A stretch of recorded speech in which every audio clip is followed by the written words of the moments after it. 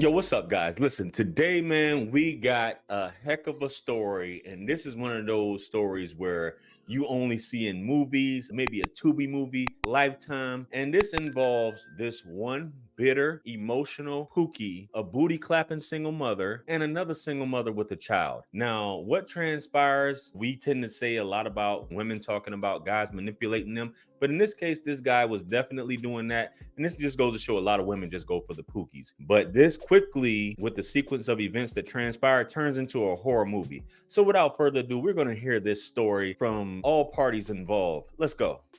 Savannah Grant. That's correct. Okay. On July 20th, 2002, you were 23 years old when you mixed up Clorox bleach with red lye and tossed it in the face of 30-year-old Sabrina Greenlee. She is now blind in both eyes due to the acid mix that was tossed in her face. You were sentenced to 20 years for assault and battery with intent to kill. This was all over a boyfriend that you both shared. And I didn't find out until after the incident during my court trial that they had been seeing each other. Well, she kept calling the house, and I was like, why do you keep calling my house? I have a baby here. You know, why do you keep calling and hanging up all night long? One of my friends, homeboys, they was like, you know, he's seeing this chick named Sabrina, the stripper chick that works at Godiva's. I was like, nah, I don't know her. I never heard of her, never seen her. And he was like, you guys kind of favor a lot. And I was like, I don't know who she is. Until one day I was at my cousin's house, and Antonne apparently used Sabrina's home phone and called me at my cousin's house. And she called back, but she had a conversation with my cousin, not me.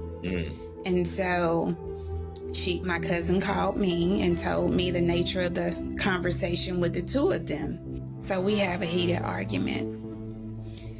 He's ranting and raving and fussing. Are you effing that good? And you gonna give me some? And so he ripped my skirt off. So we're here in my living room, and I didn't have a whole lot of furniture at the time. Okay. And so we're right there on the floor, and somebody rang my doorbell. I said, don't answer it. I felt like it was her, and it was. So guys, this incident, as she said, happened in 2002. Now, this is a 30-year-old stripper and a 23-year-old young lady, and they're both single moms. Now, what she said, which was interesting, they were both dealing with this Pookie. And this Pookie basically was playing both of them and putting both of them against each other. And he seems to be accusing her of dealing with another guy. So that plays a big part in this story that you guys are going to hear, as far as him accusing her, even though he's dealing with multiple women. So we're going to get into the rest of this story. Let's go. We're right there on the floor, and somebody rang my doorbell. I said, don't answer it. I felt like it was her, and it was. He answers the door. I grab some clothes to put on. She comes in. He leaves out. We're fighting. In the house. In the house, hard down fighting. And I'm telling her, I said, leave, please leave my house. And she's cursing me out and, bitch, I'm gonna do this to you and I'm gonna do that. And so she steps out on the porch, and now mind you, he's in her white Lexus, and she's in, because she had several cars at the time. She had a Expedition. She had a blue Honda Accord, and she had the white Lexus. And he's standing in my driveway. It was my car, the Lexus on the other side of my car, and her Honda directly behind my car. So he's at the Lexus, and she's on the porch screaming and yelling at him, cursing him out. And I'm telling her to leave, and she's cursing him out, and she's cursing me out. And I said, I said, Sabrina, leave my house. Leave my effing house. And she wouldn't leave. And so she came like she was going to rush back in again. So I ran to the kitchen and I grabbed this cup. It was a stakeout cup, a restaurant that they had in Greenlee at the time. And grabbed the cup. It was a big, tall cup. And I added a little bleach and some hot water. The hot water in my sink was extremely hot. So in my head, I'm going to throw this hot water on her. Completely forgot Tasha. This already sounds like it's taking a bad turn, and like she's claiming she forgot all this stuff. Man, this isn't looking too good right off the bat, but let's go. That weeks prior, I had my garbage disposal was stopped up. So I bought Red Devil Eye in a canister, like Drano, to unclog the garbage disposal. And it was very little left. So I poured it up in this cup and I said I used the rest of that at a later date and left it there on the countertop. So it was like a red cup with the red dye in it? No. Oh, okay. It was a stakeout cup. Oh, stakeout. Stakeout was a restaurant back in the day. Yeah, I remember so it was that. the big tall stakeout cup. And it couldn't have been that more of the Red Devil Eye Drano left in the original container. So I was cleaning and I poured the rest of that up in that cup and threw the container away. And I left it there on my countertop with the rest of my cleaning supplies. And like I said, I grabbed this cup, added the hot water to it, and put bleach in it. I don't know why I put the bleach in it, but I did. Yeah. And went to the door. Baby, you know what you was doing. You know what you was doing. So you probably had talks with your girlfriends telling them do this stuff. You probably read stories about this, but let's go. Let's go. She was standing there cursing him out. And when I opened the door, she cursing me out and I threw it on her. And time I threw it on her, the way that she screamed, the way that she yelled, I knew I messed up. Because it wasn't your normal type of scream. It wasn't normal. I knew I messed up. I ran, I got the phone, I called the police, I told them what I did. I remember going back to the door and I saw her trying to find her way to the car. I cursed Antonne out. At this time, I'm cursing him out. And it pissed me off because he didn't help her to the car. He didn't help her, and it pissed me off. I knew at that point what I had did. No, I didn't go help her because I was scared. I was scared to even leave off my porch. I never even stepped a foot off of my porch. And I saw her trying to find her way to the car. So he didn't come to meet her.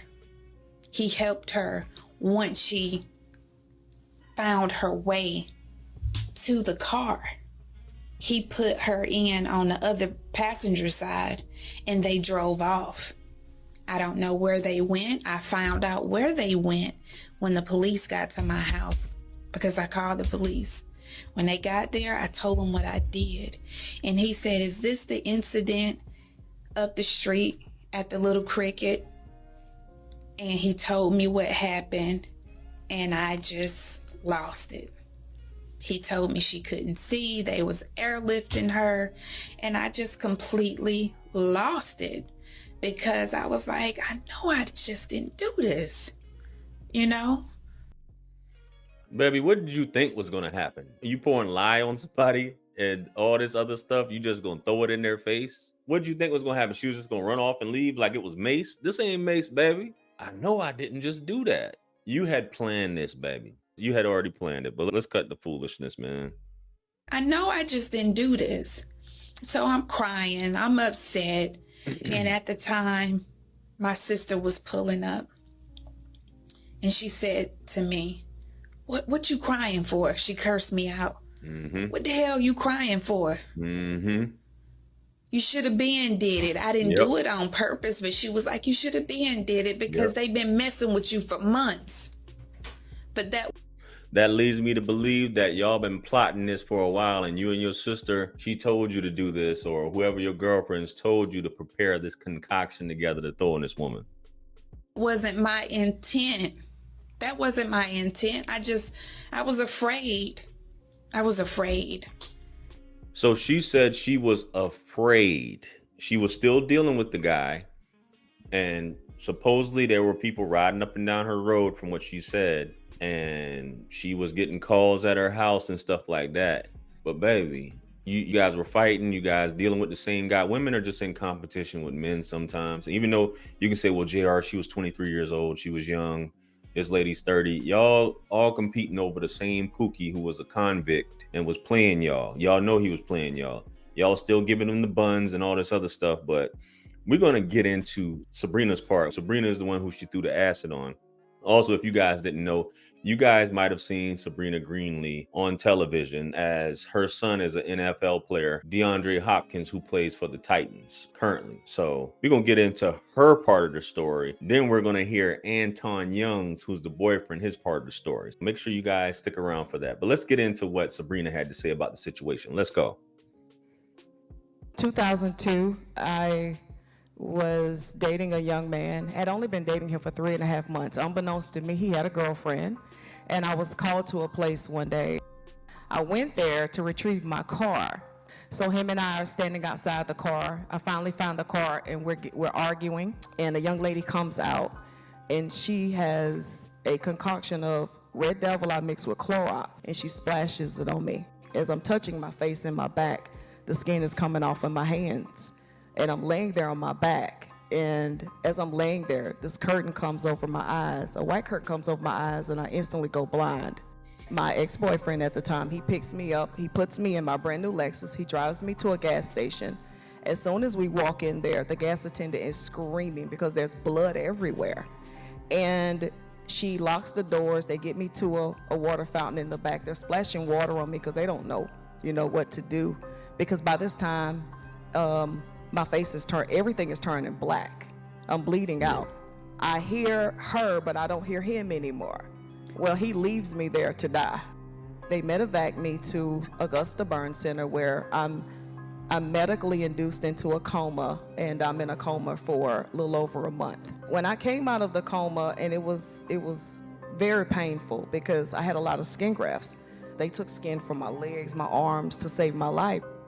Unfortunately, over time, because of so many surgeries, I've had over 30 surgeries on each eye. My eyes began to weaken. Therefore, the back of my eyes, the retina started to detach. I became permanently blind. During the course of going back and forth trying to regain my sight, I literally stayed in my room for 3.5 years. I only came out to go to the eye doctor. Where we live was 4 houses from the highway.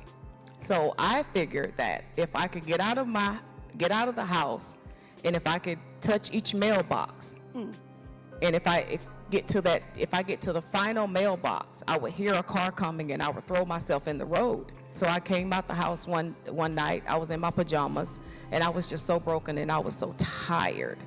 I was just tired of being tired. I had people having to come in and feed my children. Life was not, it was bad. So I went out the house this particular night, and I got to the first mailbox, and I got to the second mailbox. Well, my son DeAndre, I didn't know he was following me the entire time. And as I got ready to kind of make a step towards the road, he just puts his big hand on my shoulder. And he stopped me. He startled me. It scared me. He turned, and we hug. And we never say a word. And we start walking back to the house. I went back in my room. He went back in his room. We never talked about it again for years. I thank God he stopped me that day, because it definitely gave me another chance at life. Mm.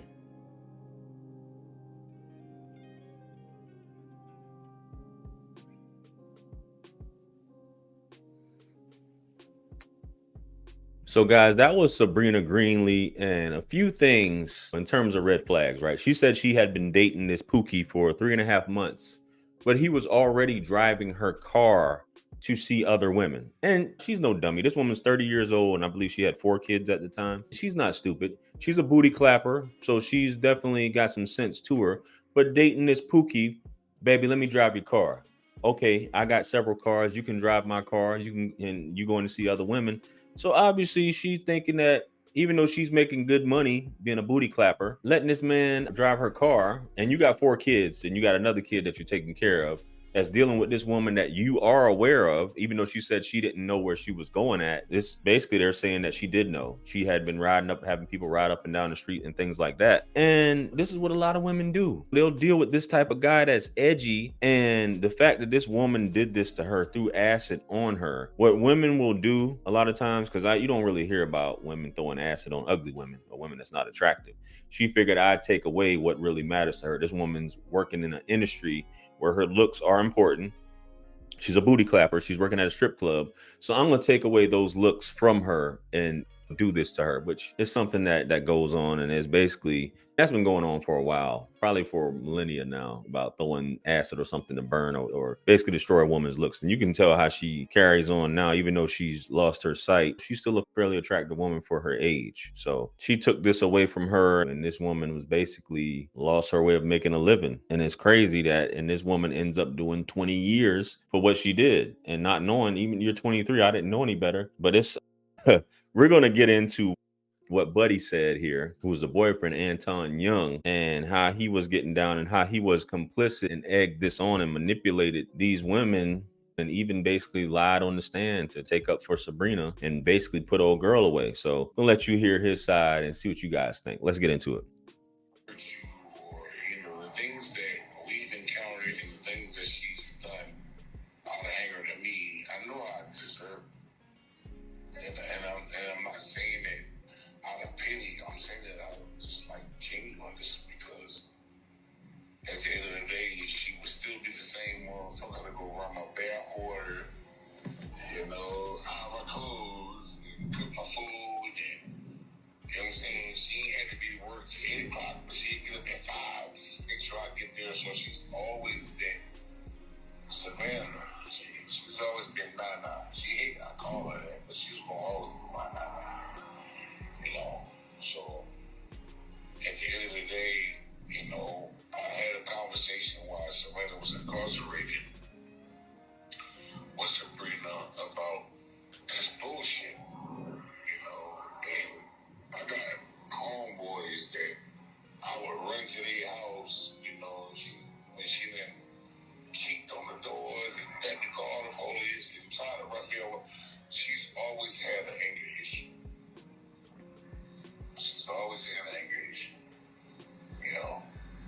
And she's always been overly aggressive when it comes to shit, But I think there's a lot of things that people don't know. Like when she was dancing at Cadaver's, like we was going down to Miami, she was dancing in JT Money videos, and she was into a lot of shit that I think because she's gotten a platform now that people don't know, and it's like she's perpetuating this bullshit, and it's just like all lies, behind the real fact that really what happened to her. And don't get me wrong, like I regret that it happened, but at the same time, it was like shit that led up to the things that happened. She initiated it. She really did. So. Is it true she went on Maury Povich and Yeah, she did that before Savannah even got sentenced. I was angry at Savannah because I allowed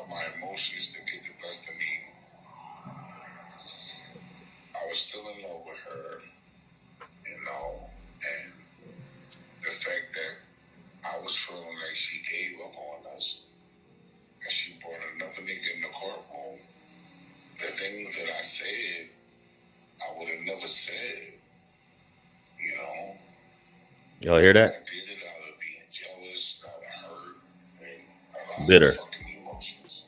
Yep. And when I wanted to try to go take it back, it was too late. Yep. You know, I was explaining to her that, you know, when I came back up to the courtroom, her grandmother and Caleb was walking out the room, and at the time Caleb was a baby, and you know, he was reaching for me.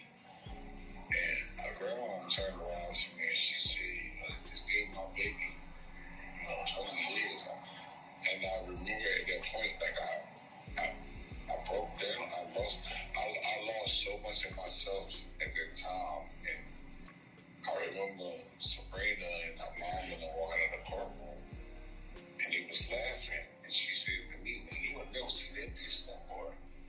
And I told her that shit because it's shit that me and her never got to talk about. But I lost so much of myself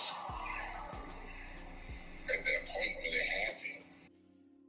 So guys, y'all heard Antonne there. Basically, he was upset about this, and you see how he conspired or basically set this whole thing up where this happened. And you didn't expect this woman to do this. You just probably just like to see them fight. Probably turns you on to see them go at each other and fight each other. And you didn't expect this woman to have prepared this concoction and throw it on her. And because she might have been saying, I'm tired of dealing with you, I'm getting another man in my life, you're playing around dealing with multiple women, you got upset in the fact that she had another dude or was dealing with another dude, right? And she brought him to court. You really got upset and really decided to say some things on there that you basically absolved yourself of the situation and say, I don't know why this woman was doing this. And even though you were the one that's responsible, you're the common denominator, you said some things or lied on the stand or embellished some things to give this woman more time.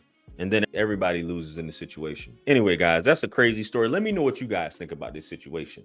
Comment below. Like, share, comment, and subscribe. Hit me up on Linktree to book a one-on-one with yours truly. Purchase all my books, merch, t-shirts.